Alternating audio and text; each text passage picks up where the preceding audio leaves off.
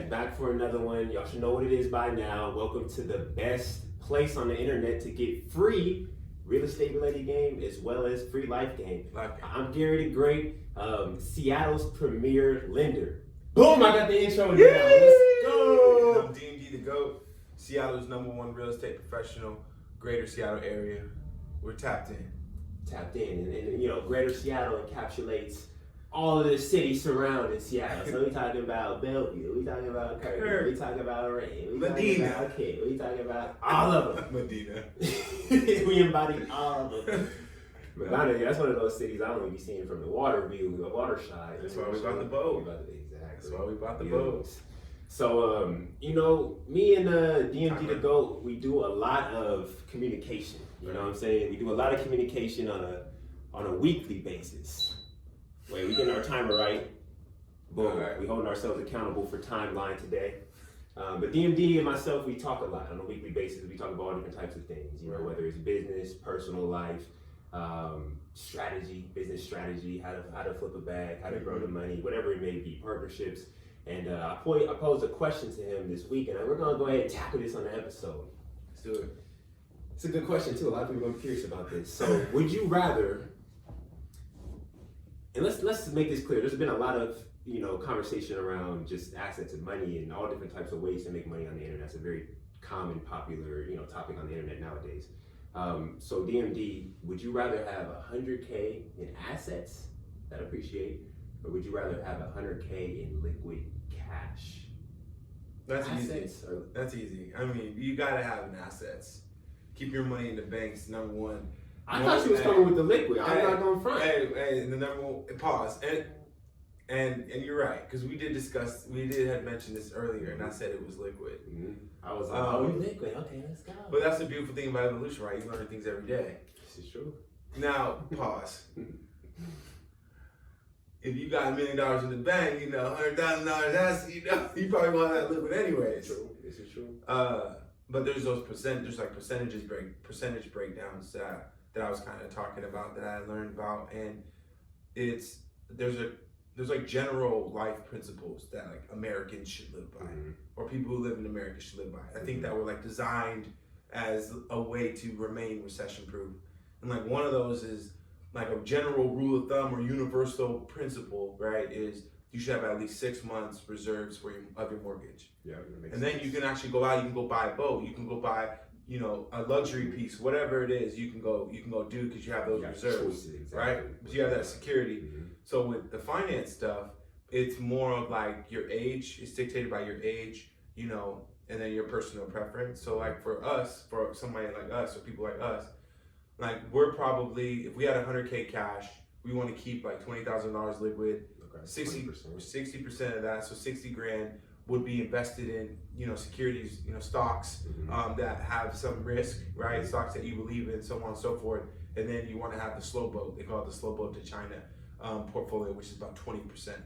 So I base everything on that concept. So you give me $100,000 cash, I'm turning it into $1 million. Period. That's what I do, right? I build businesses from the ground up and then make them profitable on paper and then scale. So I don't have to be there. So it's I think a double-edged sword. But what do you think? Would you rather have cash? No, I like that answer a lot. My first answer is assets, because I would say I'm more of a risk-averse person. Like I take risks, but I'm moderate with my risk, and I'm also very strategic with my risk and what I do invest my money in. So with assets, I feel like it's kind of it's a little less risky in the sense that you can diversify your portfolio, put it in different areas, like we were talking about, whether it's the stock market, whether it's a brokerage account, whether it's a retirement account. You can diversify your portfolio a little bit, so you're not putting all your eggs in one basket. When you have $100K liquid sitting in your bank account, that's all your eggs in one basket. And we've been hearing this a lot lately. Inflation is going up so high, your money is technically losing value by sitting. I think we lost like 6. It was like 6%, or something like that. Yeah. So you're saying your money is literally going down in value by just sitting in the bank. So right. the obvious answer really is assets, but just to help the audience understand a little bit more behind assets is having that portfolio, diversifying your assets, and letting that money grow for you long term. So I'm taking assets for sure. Like I'm 100% taking assets. The #1 way to the poorhouse: keep your money in the bank. Keep your money in the bank, and it's so you gotta have your money working for you. But this is the kicker, right? So check this free game. So you have these things called dividends that stocks will pay out. And there's like certain stocks that are backed by the government. So government secured stocks, securities. And so what you do is they have different brokerage houses out there that'll give you money or lend you money on margin. So if you have, let's say 100K in an actual brokerage account, they'll charge you a percentage. Let's say this percentage is 3%. And then because you have 100K, they'll give you money that you can invest or use for whatever at that 3%, which is a very low, very cheap percentage to pretty much a cheap percentage to borrow money. So then what you do is, right, let's say you don't want to over leverage. So if you have 100K in stocks, you want to take out like $25,000, right? Let's say they give you 25 grand and you're paying 3%. Now we're just moving numbers around. So then you go find one of these government backed, securities that pays out 9%. So you take 9%, take 9% and you subtract 3%, you have 6%. So so you're paying, the monthly payment on borrowing that 25 grand, but then you're making 6% because you have something that's paying you 9. So now it's just this is residual income. Then they pay you dividends. So depending on what their schedules say, they'll pay you every month or every quarter, and you're just getting these checks. So imagine you grow that 25 grand to $1 million. Right? So every year your money is just turning and burning for you. That's more of like the 20% pot.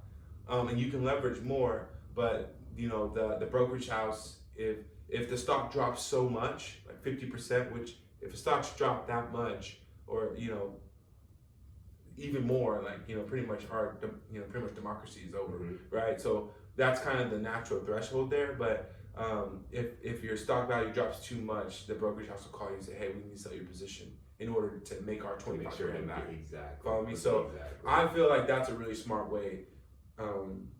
If we're talking about stocks, 401ks, look at what your 401k is producing at, how much money you're making on it every year, and then compare that to how you can leverage margins and brokerage house interests, because you can get down to 1.4%. Wow. Well, you're pretty much borrowing free money. Yeah, exactly. If I get $1 million at 1.4%, my payment's probably like $5 grand a year, or something crazy. Very affordable. $10,000 a year.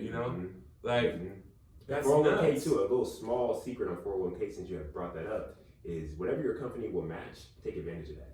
That's free money. If your company matches up to 3-4%, put that 4% in there. And don't even think about that money. Let that money, that's money that's out of sight, out of mind. Let that work for you. That's another thing I learned from my financial advisor was out of sight, out of mind money.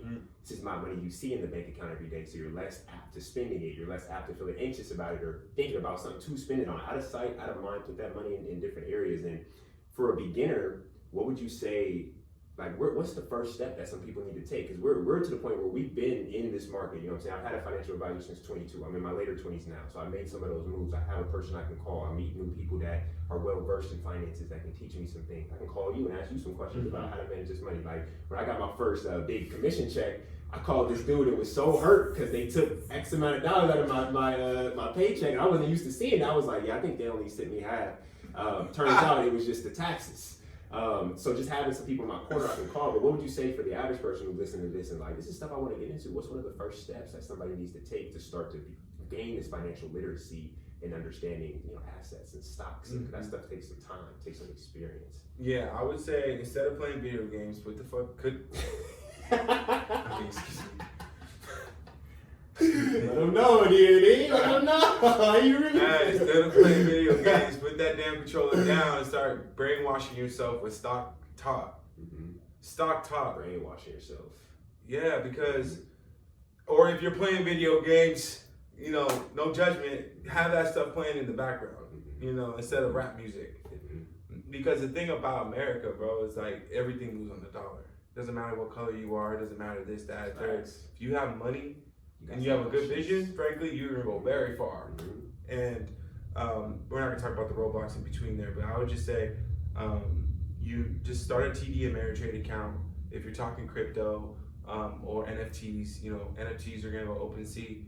Crypto, you want to just start with the basic Coinbase, and then just put like $100 in. you know, $100 in crypto, $100 in TD, and just let it sit there. That's the easiest way to get started. Once you go there and you have more questions, then tap in. That's 100%. And what about? But you should. I think it's important that you should also mention how 401ks can help you with buying a house. That's actually a really good thought process. Now, 401ks, you can actually leverage and take money out of your 401k to use it towards a down payment, and a lot of people do that. So when I ask people, where's that money coming from a down payment position? A lot of people will say, "Oh, that's my."